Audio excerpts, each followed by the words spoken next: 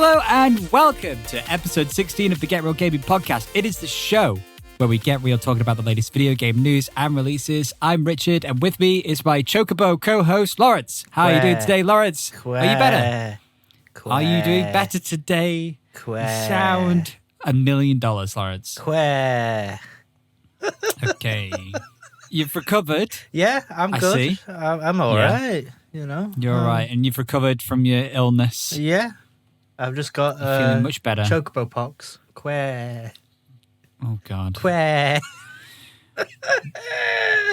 we'll be talking about Final Fantasy a little bit later on today. But first, Lawrence, what have you been playing this week? Well, you just lied to the audience because I played Final Fantasy this week. Right. There you go. This is a very short episode. Thanks for listening, and we'll see you next time. No news. No, I was playing a lot of Final Fantasy XIV. Yeah. So what is the reason? What is the reason that you're going back to Final Fantasy XIV?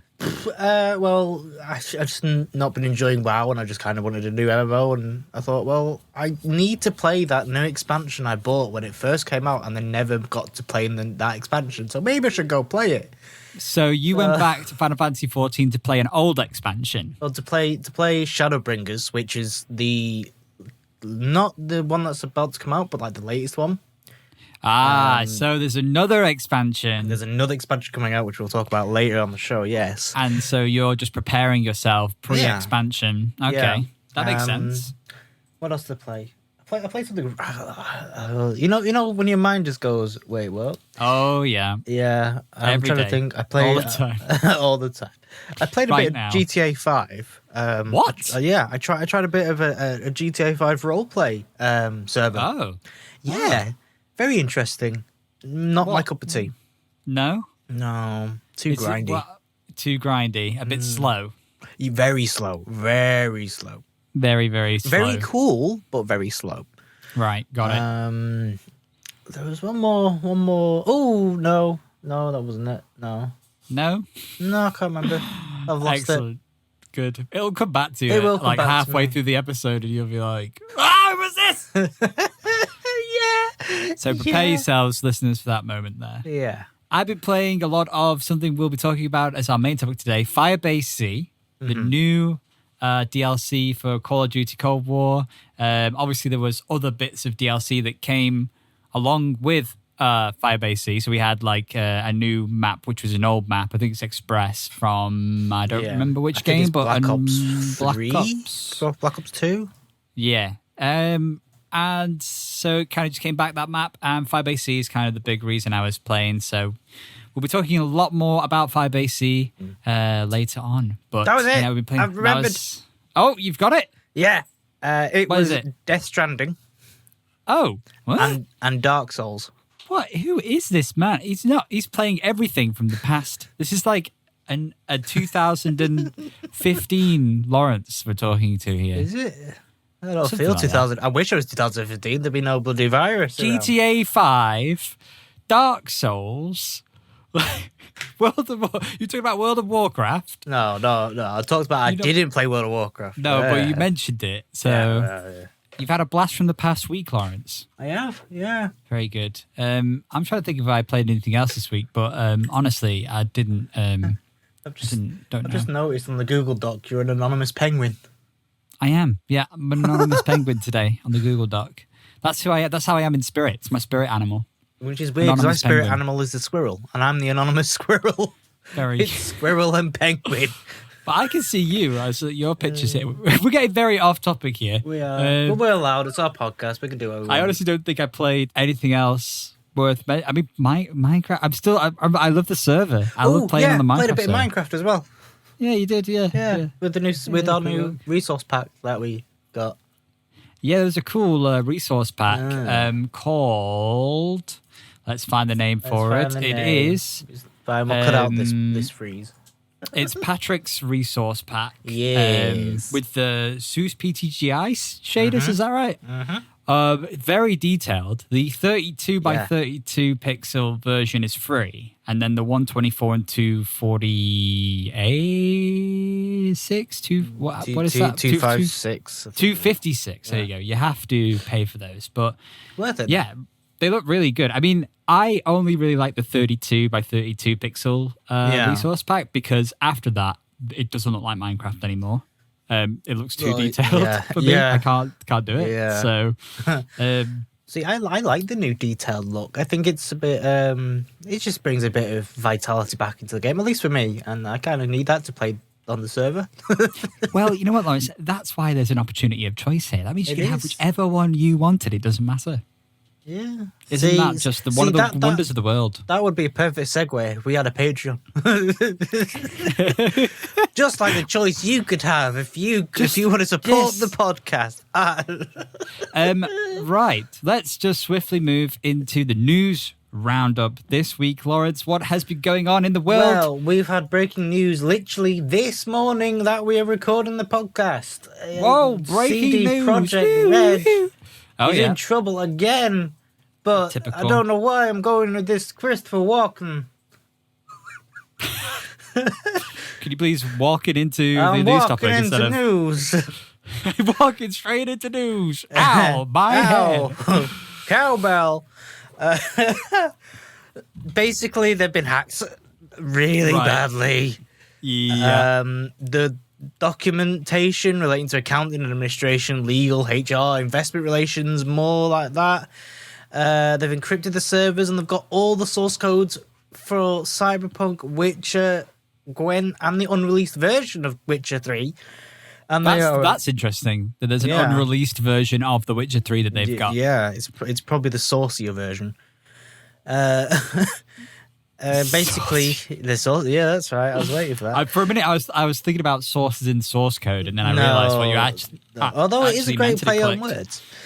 It is fantastic. That's why it caught me off guard. Basically, they are the and I quote here: the hackers have said your public image will go down the shitter even more, and people will see how shitty your company functions. Investors will lose trust in your company, and the stock will dive even lower. You have 48 hours to contact us. This feels like a goddamn movie.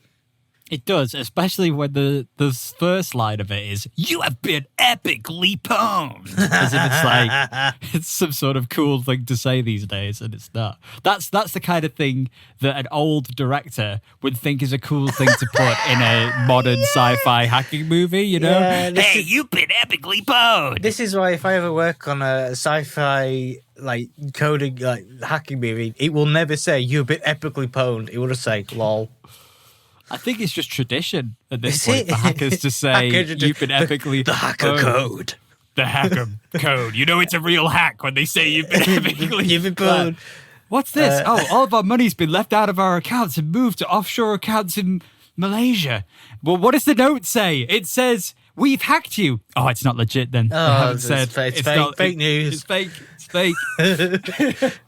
So what have CD Projekt Red said about this? Basically, they have confirmed they've been a victim of a targeted cyber attack. Which, first of all, sorry to cut you off again there, but that is the best thing to have done straight away. Oh yeah, because many people have gotten into trouble just for not, coming out about things like data protection and privacy leaks and things like that. That later down the line have caused more issues because they didn't tell customers or consumers or investors. So first of all, good shout. Carry on. Basically, the unidentified actor gained unauthorized access to our internal network. Another actor? An actor? Another actor. This is a film. It is a film. It's fake. It's not real. It's fake. Allegedly, collected certain data belonging to CD Projekt Capital Group. Trying to take a drink of water. And they left a ransom note the content of which we released to the public. Although some devices in our network have been encrypted, our backups remained intact, and we have already secured our IT infrastructure and begun restoring the data. We will not give in to the demands, nor negotiate with the actor. Being aware that this may eventually lead to the release of the compromised data, we are taking necessary steps to mitigate the consequences of such a release, in particular by approaching any parties that may be affected due to the breach. We are still investigating this incident. However, at this time we can confirm that, to our best knowledge, the compromised system did not contain any personal data of our players or users of our service. We have already approached the relevant authorities, including law enforcement and the president of the Personal Data Protection Office, as well as IT forensic specialists. reports, and we will closely cooperate with them in order to fully investigate this incident. So, players are fine. CD Projekt Red may be screwed. Again. Potentially, yeah. So, allegedly. I mean, I think it's an odd line to walk when you say we're not going to give in to the demands and we're going to have to deal with the consequences of that as they come, is what they're basically saying. Pretty much, yeah. Which is it's a tricky one to walk. We will not accept these terrorists' demands. Basically, yeah. Even if it means we lose a lot of stock. Stoinks. As long as stock stoinks. Jesus. Okay, so yeah, well, it was bad enough for them, really. Wait, why are you laughing? Sorry, I just checked my Twitter. Oh, yeah. Your lovely girlfriend has just liked my tweet. Oh yeah, she saw the tweet. People will, if it stays in the edit, which I doubt it will. If people go to it, they'll be like, "What is this? What does it even mean?" Anyway, just boy things. Just boy things. Speaking of just boy things, Mass Effect Legendary Edition will come back on the butt shots.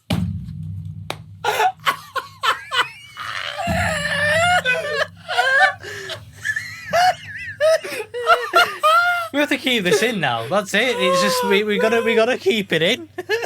Oh god.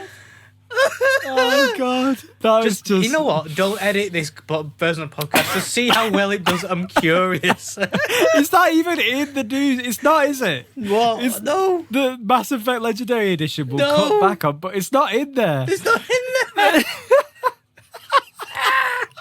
Suppose we should probably mention it now. Very briefly. And they're going to cut back on the butt shots. There you go. There you go. That's the entire bit of news in the Legendary Edition. But there is a reason why, because for some reason they cut to Miranda, one of the characters, Miranda, who is a very shapely body. They cut to her posterior region to get a look of Shepard who's leaning on the doorway while she's talking about like her long lost sister. So it doesn't really add up. No, those things don't really seem to make good context together. I don't know what's happening anymore. Don't edit this all out. Just keep it in. Don't even edit it. Just go with it. Right. Let's... Professionalism. We're journalists. I really am going to have to pause for a moment and take a drink. An expansion for Factorio is in development, Lawrence. Whoa. Factorio, which is the automating factory building management game. I would have never guessed it was a factory game with a name like Factorio. It has an expansion in the works. You're excited for this, aren't you? I am very excited for this because Factorio is a game that I think is a little bit underrated. I think there's a lot of potential because it's one of those games that can get complicated, but actually the core mechanics of setting up the buildings and the automation and stuff isn't too difficult for someone to casually play and enjoy. And that's what I really like about this. It's like Satisfactory is another one that's like Factorio, but in 3D and first person, whereas Factorio is third person, kind of top down isometric sort of style. Mm-hmm. I enjoy the more casual style of playing this kind of a game. I don't want to get too deep into complex, advanced stuff that takes a lot of too much thought. And even though this expansion will probably add a lot of things to bring more complexity to the game, it's also going to have big user interface improvements. Blueprint flipping, I guess, is a feature that they've discussed. The company that makes the game, Woob Software, said that they've decided that one... Yeah, I know. They said that they decided that one big expansion pack is the best choice to grow Factorio. Now, considering that Factorio didn't actually officially come out until last year, and was the reason for that it was in some categories for Game of the Year type stuff that we discussed last year, which made no sense because it's been out for a few years now, I suppose. Like maybe part 3. Yeah. Yeah, so they've said that they think... well, they're going to create an expansion, so it's not coming just yet, but it's going to take about a year to develop. Jeez. But they think that that's going to be how they can grow Factorio the best. Obviously with minor updates to improve things here and there, but not actually add new stuff until they've got one big expansion ready. So I'm excited. I'm excited to see what this is. They said that they also realized that a small DLC packs would create compatibility problems, while a true Factorio 2 would require them to make major changes to core features. And this is things that they're mentioning while they've been discussing how to make the game bigger. So it's very interesting. They have actually got a full blog post on the Factorio website that you can check out for yourself. We don't quite know exactly what it will feature yet. They say that they're experimenting with new content. So I really hope that they continue with developing Factorio without making it too overcomplicated. Is basically what I'm trying to say here. Yeah. So the end of the article that we're looking at here from PC Gamer says that it's been in development for nearly 9 years. Oh my God. So is that how long it was in early access? I mean, maybe not in early access, but they started working on it 9 years ago. Then it went into early access when it was ready for early access. And then it was in early access for a very, very long time, until last year. Jeez. Maybe when we get bored of Minecraft, we should get everyone on Factorio. Honestly, I would love that because I really think it's worth a shot. And things like the Satisfactory multiplayer stuff's amazing as well. But does it run on Mac? Yes, it does run on Mac, actually. It actually does work on Mac. So it's a game that Sam could So he's got no bloody excuse then. No, he's got no excuse now. We now have to play Factorio. Excellent. That's it. There you go. That's how you good. And that's how you back your friend into a corner. Get onto a podcast where he can't respond back. That's it. There you go. Right, what's next on the news today, next Lauren? is something for me. It's something for moi. It is indeed. It's about Hitman 3. Obviously, as a lot of us know, you can't play Hitman 2 levels yet in Hitman 3 on PC. On console, it works smoothly, it works fine, it works as intended. Is there a reason for this, or is it just... Yes, there is a reason. It's because Hitman 3 is on the Epic Game Store only. And only Hitman 1 is on the Epic Game Store, not Hitman 2. So they basically were, at first they were like, okay, we can give you an access pass at a discount, to which didn't fly. Oh no. Because obviously people have bought not only the full Hitman 2 game, but also the expansion pass. Yeah, because they bought into the idea you'd be able to do that. Yeah, like me. Yeah. And now they've basically gone, okay, we'll get rid of that. That doesn't work. Big surprise. And they've now came out and said the location import function will be live by the end of February. They've got it all figured out. They just need to make sure it works properly. Right. And does that make you feel better about the purchases you have made? Yes. And I will probably be picking up Hitman 3 when this location thing comes out live. Right. Because I'm currently working my way through the Hitman 1 in Hitman 2, and then I need to play the Hitman 2 levels. So... Right. And then are you going to play Hitman 2 and Hitman 3? Yes, because I want that good RTX lighting. Yo. Well, you're one of the few that are able to enjoy it, aren't you, Lawrence? Hopefully not for too long. Hopefully not for too long, no. Speaking of too long, though, Prince of Persia remake that we mentioned has been delayed again. Big surprise. No new release date has been announced, but they have posted a big post about it. And this is something that I mentioned, was it last week? Possibly. Or the week before? It's been a long week. No, it was the quarter one. It was the quarter one episode. And I was saying that I felt weird about this because they said that it was coming out in March, but hadn't released anything or mentioned anything about it. There was no marketing or anything. Yeah. And I specifically mentioned that because it sounded like they weren't getting on, as well as we hoped. And lo and behold, they weren't. So I don't think this will be out till next year, personally. Okay, so let's read what Ubisoft said. They said, we've made the decision to shift the release for Prince of Persia, The Sands of Time remake to a later date. This extra development time will enable our teams to deliver a remake that feels fresh while remaining faithful to the original. I think that partly this decision has come from watching how CD Projekt Red kind of went down. Yeah. And thinking we no longer can live in the world where games are really pushed too hard. because we're just going to see a lot of backlash, and the last thing we want is, bad press for a good franchise as well. Yeah. And I think it's good if they are thinking in that direction, because that means other companies are going to start thinking in that direction, and these are like the big companies. So, in a way, CD Projekt Red has done what it's meant to do, which is revolutionize the industry in a different way. It had to fall to be the hero. It had to be the Batman. That's right. I wonder, when was the last time we even heard anything about Prince of Persia before all of this? When they announced it.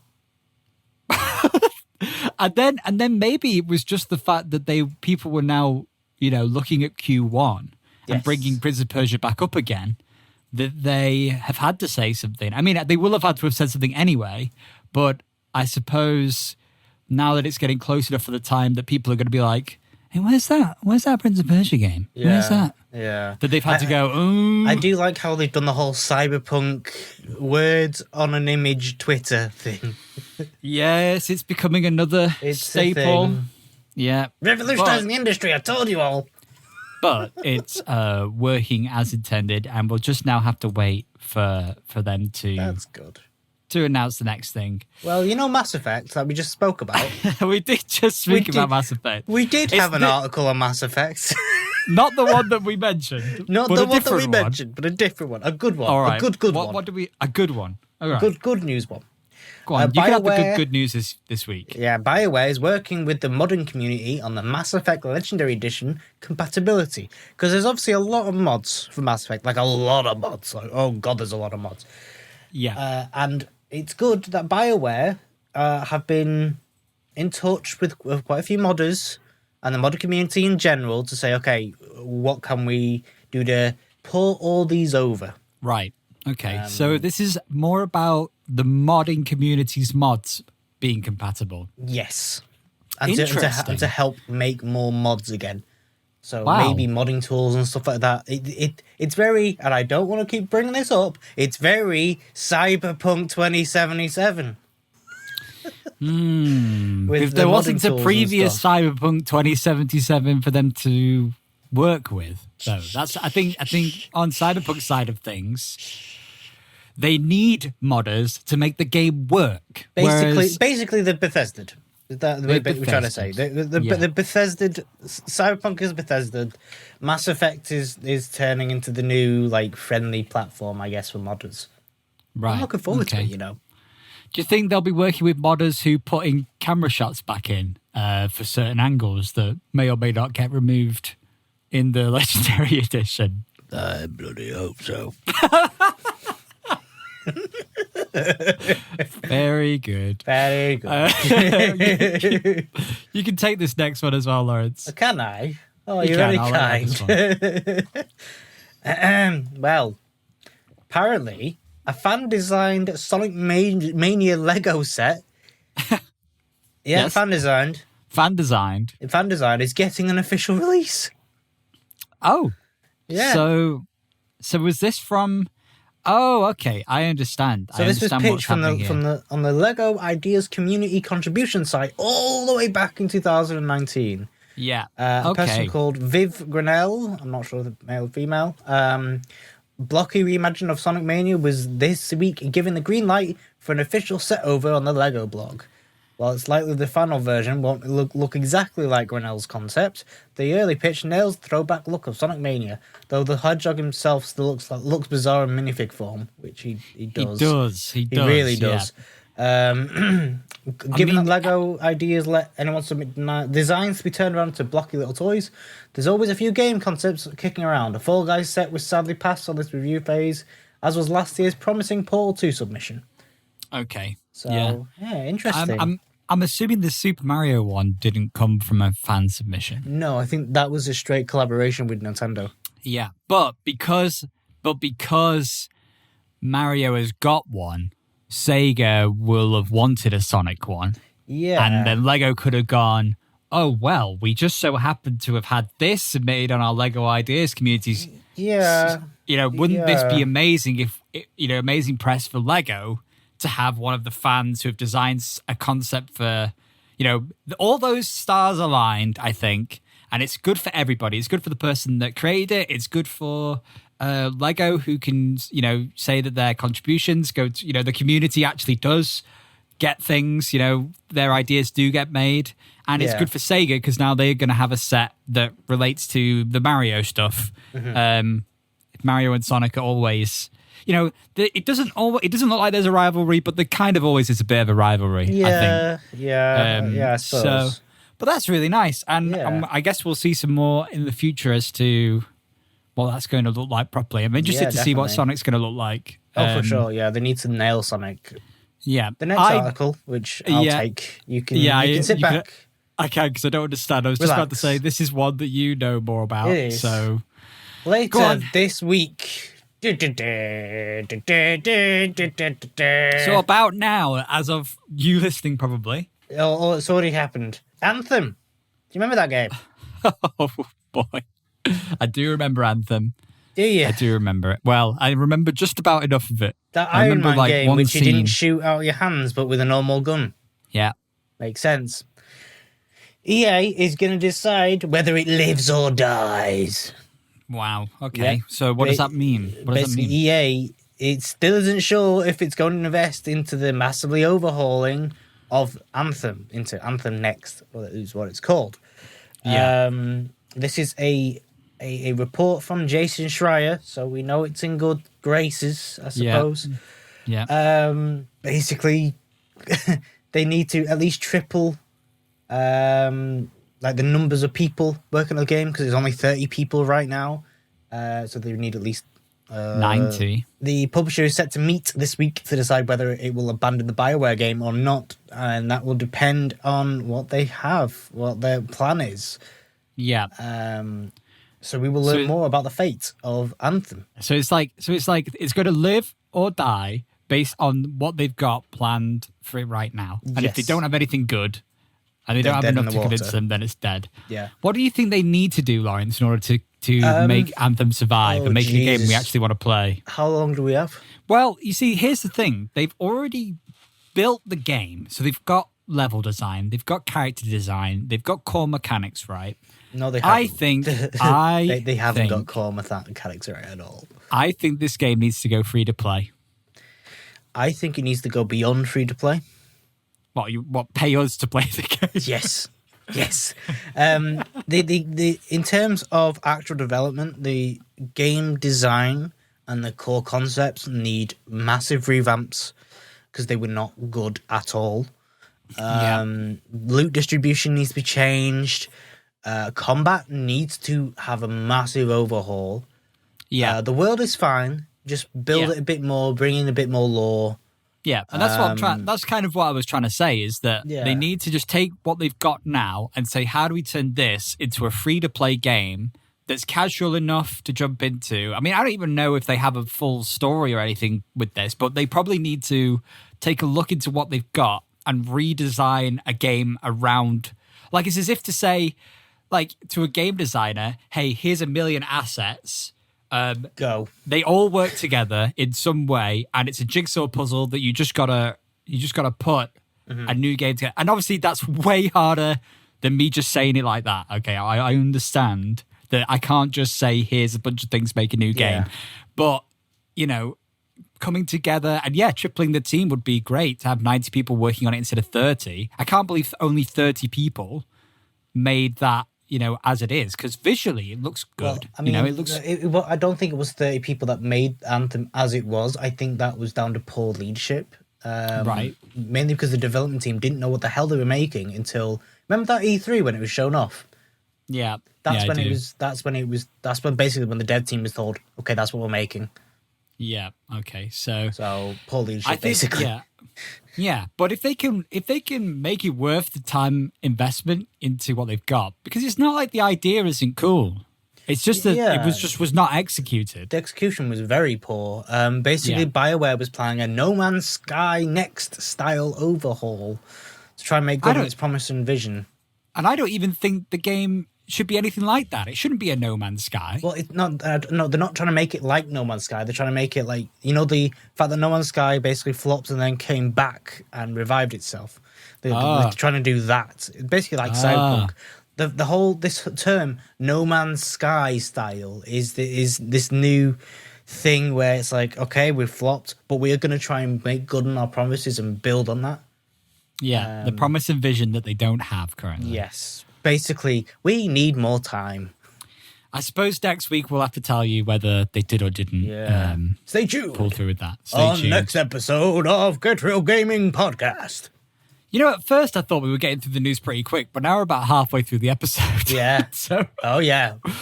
We went off on one. That was a lot of news. That's a lot of news. All right. So, like we mentioned, you've got 10 minutes. Go at the beginning of the podcast.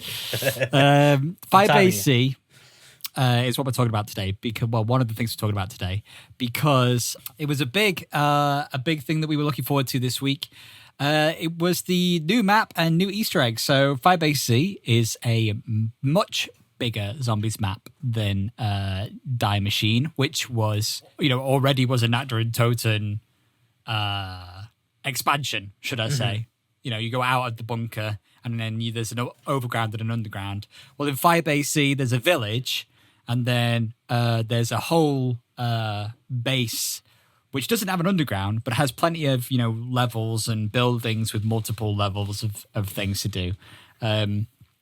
It's big enough that you could travel around the map on jump pads that are on the floor in certain areas. And each area has like 3 almost Omaha Beach style defense fronts where at certain rounds, certain milestones, 10 to 20 to 30 or something, you'll have big incoming waves from those specific places, and you have to get there to defend the base. Otherwise, I don't actually know what happens if you fail, but I think it's like the power goes out completely again or something, and you have to redo the whole going to each ether reactor, which is 3 on the map, getting them back online again in order to have power.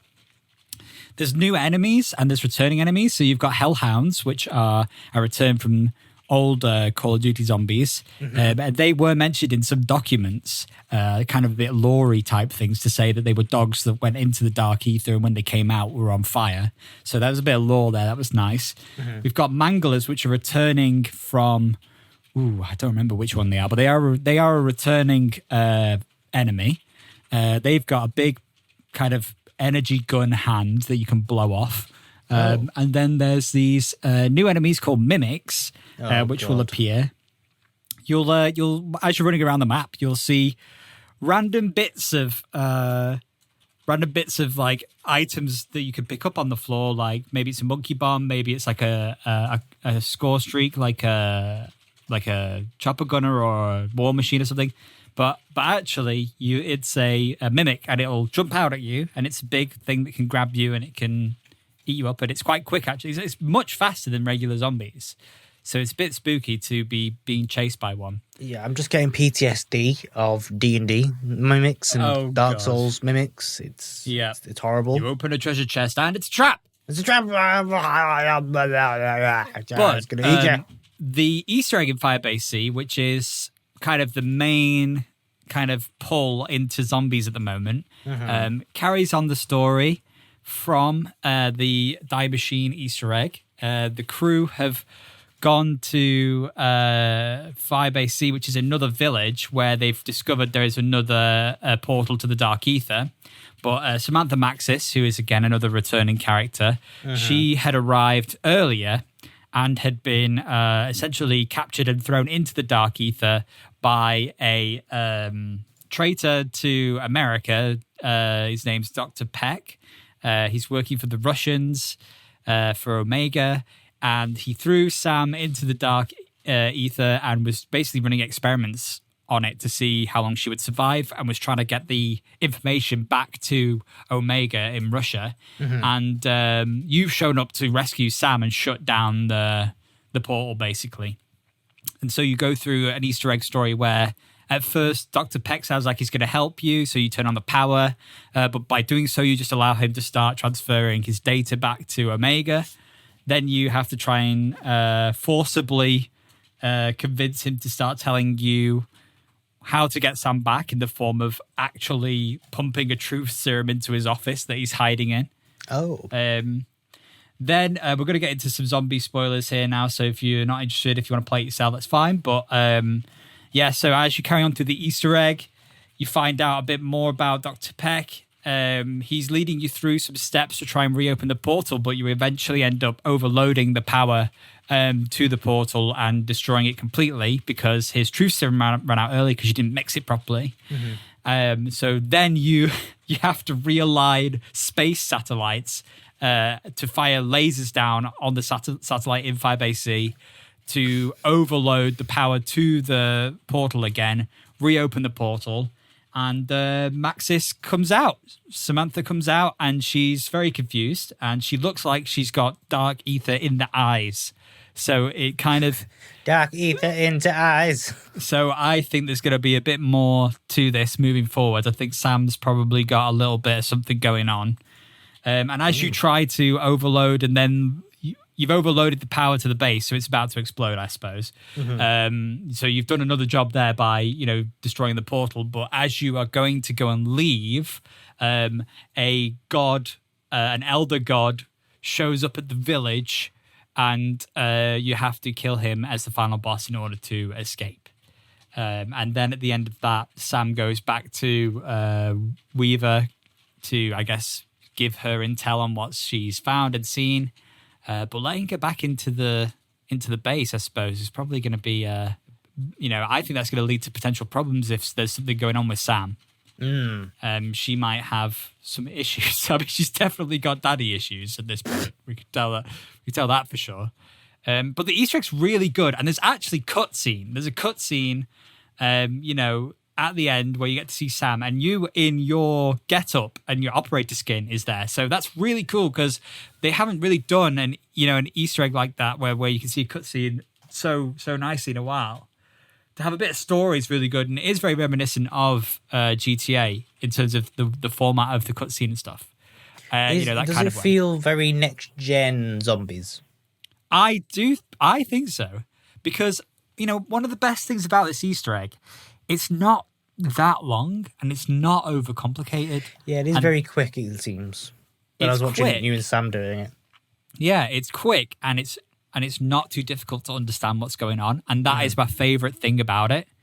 Because back in Black Ops 3, 4 was it? I don't. Which one are we on now? We're on Black Ops 5 or something. I don't bloody know. I don't keep track anymore. Back when they tried to just we had all the final characters of the old storyline all going through all the maps and all the things were all coming together, and it was just way too much to understand and get your head around at that point. There's like videos that are hours and hours long trying to explain the story. Yeah, I tried to sit and watch it. It didn't work. But this is a streamlined, not overcomplicated, but also following a very coherent story that you can follow very well. And I really like that about this. Also, just to mention as well, when Sam comes out of the portal, she's wearing different parts of the original Primus crew. So she's got Takio's sword on her back. She's got Nikolai's goggles on her head. She's got pieces of the Primus crew with her. So that is also extremely interesting. It's almost as if they're artifacts or something that she's collected and she takes with her. So I want to know more about that moving forward. But overall, the map is really big, which is great. There's already so many like little Easter eggs being found. And the fact that we've, it makes me think like in Die Machine, we noticed people found that past round 40 or something, you could kind of see a huge monster in the background of the forest walking through, and audio logs and written pieces of lore that were found led to the idea that there were elder gods that had broken out of the dark ether that were now roaming around. And during Die Machine, that was super interesting because we were wondering, when are we going to see that again? Is it leading to something bigger? And then lo and behold, in Firebase Z, you fight these elder gods now. They're actually here in the world, not in the dark ether, and they're storming the beach during the assault waves, and they're the final boss, to finish the Easter egg. And it's really interesting to think, well, what part of this one is going to carry over to the next one? So I think obviously it's still early days of Firebase Z, but I think over the next few weeks we'll start to see more audio logs, more lore come out that indicate pieces of this map. Some things are going to carry on forward to the next one. So anyway, I really like it, and the Easter egg is already being speedrun. Obviously, it's already undergoing the speedrun treatment. The world record for the Easter egg right now, in order to speedrun it, the time is 26 minutes and 29 seconds. And people think that's the fastest it's ever going to get pre-patch, because it sounds like the developers are going to patch a jump in the village that allows you to skip opening a starter door that costs like 1,250 points. That will take you a couple of rounds of time to finish, to be able to open, to even get from the village to the Firebase. Currently, you can just parkour a specific jump that allows you to get to the village in 30 seconds. But if they patch that jump, then it'll take a couple of minutes, and those minutes will then be added on to the potential time of the speed run. Mm-hmm. So it's possible that 26:29 is the fastest we'll ever see it. But there's also, a possibility that other things will be found in the future. So I hope there is. But either way, I rate the Firebase Z a big thumbs up, a big Ricardo thumb of approval. Very good, as you were. Keep it up. Proud of you. You know the time is. My head went straight to Fable. The time is? The time is very late. Yes. When did I say the time is? Oh! The world time is, yeah. Yeah. Again, it's all a Fable thing. One day, Fable will just be announced, and then we'll... Well, it is, not announced. But we'll hear more about Fable, and we'll finally... Be happy. We'll finally be happy, yeah. But until we'll then... have happiness back in our lives. It was good. Right. So, Lawrence, now that I've talked your ear off about Firebase C, you can now talk my ear off about Final Fantasy XIV. Well, Final Fantasy XIV is a good game. Right. Thanks for listening, everybody. That was... Well, on the 6th, I think it was, the Saturday, I stayed up very late to watch the live stream reveal of the new expansion. It lasted for 2 damn hours. Wow. And it started at like 1 a.m. So that was You fun. were up late. I was up late. The things I do to get news to you people. Excellent. They didn't reveal any story details, but they did show off a trailer, like a CGI trailer, and it looked very good. Oh, very, very well, as CGI trailers tend to do. Yes, but it's Final Fantasy, and they always they go ham. It's madness. They showed off the new class, the new job, which is the Sage, which is a healer class, which I'm very looking forward to seeing players with it, because you get like these 4 kind of arrowy things, which a bit like float around, and you can like fling them towards people, and it's really cool. It's really, really cool. So let's just take a step back for a moment. So Final Fantasy XIV is the MMO Final Fantasy. It is the MMO Final Fantasy, yes. Before this healer class was announced, how would you build a healer into your party? Well, there's 3 other healer classes. So there's multiple healer classes. Yes, there's multiple healer classes. There's multiple DPS. There's multiple ranged melee DPS. There's multiple physical DPS. There's multiple magical DPS. There's multiple tanks and multiple healer classes. Each do a specific. Well, they tank. They all can say tanks, for example. They all can tank, but they all do it in different ways. So what makes this one different to the other healer classes? This one, the Sage, is, I think it's more shield-based healing rather than, say, Astrologian is buffed-based healing. Well, White Mage is just pure heals. Right. So it's like different styles, but you can level all of them on one character. Mm-hmm. So you can just literally switch. You could play as a tank, DPS, and healer all on one character. Really? Yeah. Like, say I level up as a tank. I'm like, okay, I want to give DPS a go. I want to kind of stop tanking for a little while. I could literally just go back and, go pick up literally a weapon, and it'll change me to that class. I'll be back to level 1, but I'd have to level that up again. That is different than traditional. Yeah, that's so different than a traditional MMO. It's really good. So literally, you're only making characters for the aesthetic of it, which so people do. So could you be an entire party in one character? You can be a tank, DPS, and healer in all one character. Technically, yes, but you can only have one job on at a time, and you can't switch during combat or in a dungeon. So that's the caveat. kicker. But they introduced in Shadowbringers, which is the current expansion, which came out 2 years ago, the companion system, which I have no idea about because I've not got up there yet, and I'm really looking forward to it. Excellent. So what else is new in this new announced expansion? What's it called, by the way? It is called Endwalker. Right. So what else is new in Endwalker that Well, they they revealed that the expansion since A Realm Reborn happened, so like all the story, it's all been one long 10-year story. Jeez. So they basically MCU'd the thing. Right. And previously it wasn't considered that. No, everyone thought, okay, well, it's just an expansion, just new storylines in places that we like the old places and the new places. Okay. So it's very good. It's very all good. coming together. It's all coming together. Yeah. They've even said the patch, because the patches for Final Fantasy XIV are very kind of like World of Warcraft expansions. You just get quest lines and that's it.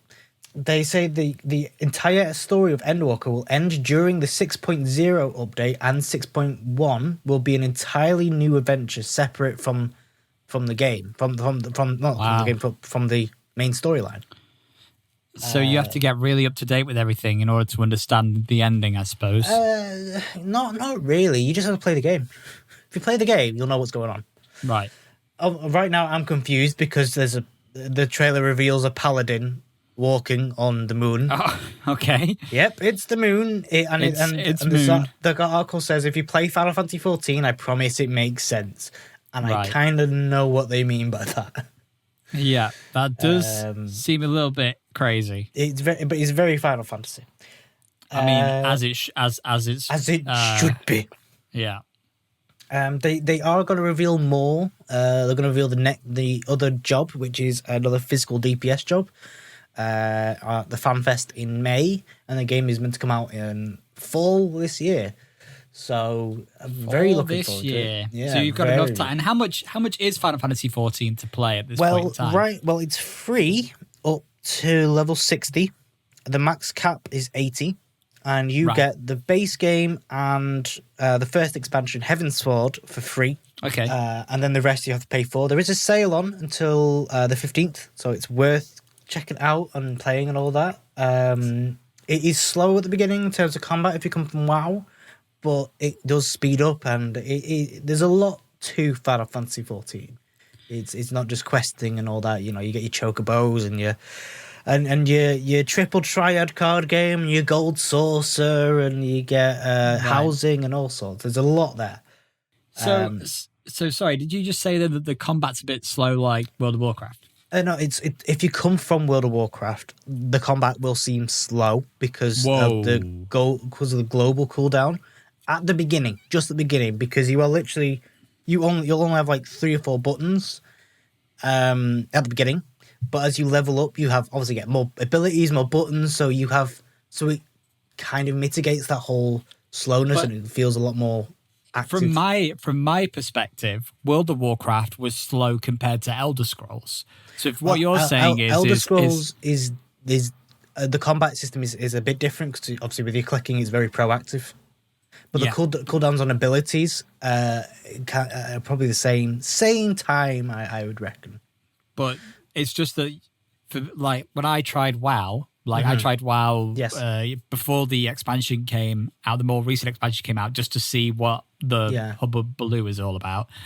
And I was just immediately turned off by how slow combat was. Obviously it's just the beginning of it, but even then I was like, oh, this is too slow for me. Yeah. Elder Scrolls really was the first MMO that really got me playing MMOs. Yeah. So World of Warcraft seems slow. It might be too slow for you. I don't know. It's definitely worth giving a go because obviously the story is, well, a lot of Final Fantasy fans have said the story in Final Fantasy XIV is the best Final Fantasy story. So if you're a fan of Final Fantasy, you'll enjoy it. Well, even if it's you're not, free. you could enjoy it. Well, it's free until the 15th, so... It's not the sale for the complete collection is on the 15th, but the game is free up till past the first expansion. Right. So if you're looking into... That's a lot of hours. If you're interested in MMOs, then you can give it a free go anyway. Oh, God, a lot of hours. A lot of hours. Is there anything else that you wanted to... I'll put it this way. I've spent 2 weeks and I'm only halfway through the first main story. I'm not even up to the expansion yet. So was that it from the Endwalker reveal? I mean, they showed off a Animal Crossing-esque, like they teased an Animal Crossing-esque bit to it, but they didn't explain a lot of it. But I'm looking forward to it. I'm interested in it. I want to see what they want to do with it. Right. They announced new housing options in Ishgard, which is my favourite city. It's Heavensford's city. So, yeah. What else did they announce? They announced a lot of things. It was a long night. A very long night. A very long night. But at the end of it, you were left feeling ready to rumble. Oh, I couldn't sleep. I was buzzed. Oh, goodness. That's even worse. I mean, that's more difficult than... I was so excited. I was like, I want to play. I need to play. I was also ill, so that wasn't fun. No. Excellent. Right, well, that'll be us done for the end of today, I suppose. That was actually a lot shorter than I thought we'd end up going on about it. Oh, I could put my feet up. Put your feet up now, Lawrence. I say put my feet up, but, I can... I've got D&D later, so I can't put my feet up. You need to get one of those desk hammocks for your feet. Desk hammocks? Yeah, I've got a little thing that you hook on the sides of your table that go underneath the table, and it's a little hammock for your feet. Ah. See, I've got like a wire basket underneath my desk, so I can't. No, I have a wire basket as well, but I avoid that carefully. And then I don't have the basket is drilled to the back of my desk, so it's not in the middle of the desk. But anyway, see, we need to review that kind of stuff. This is we do. Next week. We're going to be reviewing that kind of stuff. Desk accessories, peripherals to help with your blood circulation for us old buggers. Well, if you have any desk accessories that you want to tell us about, you can do so on Twitter, Facebook, and Instagram at GetRealPod. And you can also email us, getrealgaming@gmail.com.